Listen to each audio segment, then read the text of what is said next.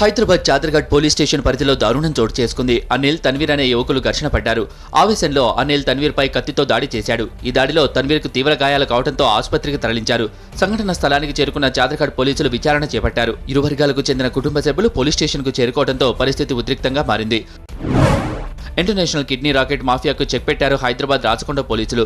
Social media వేదికగా kidney కావాలని ప్రకటన చేసి అమాయక ప్రజలకు డబ్బు ఆశ చూపి మోసాలకు పాల్పడుతున్న ప్రధాన నిందితులను పోలీసులు అరెస్టు చేశారు. ఢిల్లీకి చెందిన అమరేష్ ప్రతాప్, సందీప్ కుమార్, రిధిక 2013 నుంచి కిడ్నీలు మార్పిడి చేస్తూ భారీగా ఆస్తులు కూడబెట్టారు. ఆర్థికంగా ఇబ్బందులు ఎదుర్కొంటున్న వారే లక్ష్యంగా చేసుకుని వ్యాపారం కొనసాగిస్తున్నట్లుగా పోలీసులు గుర్తించారు.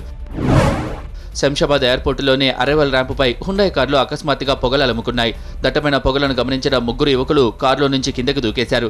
అందరూ చూస్తుండగానే కారు ముందు భాగం నుంచి మంటలు చెలరేగాయి. వెంటనే అప్రమత్తమైన ఎయిర్పోర్టు సెక్యూరిటీ సేఫ్టీ సిలిండర్లతో మంటలు ఆర్పే ప్రయత్నం చేశారు. అయినా మంటలు అదుపులోకి రాకపోవడంతో అగ్నిమాపక సిబ్బందికి సమాచారం అందించారు.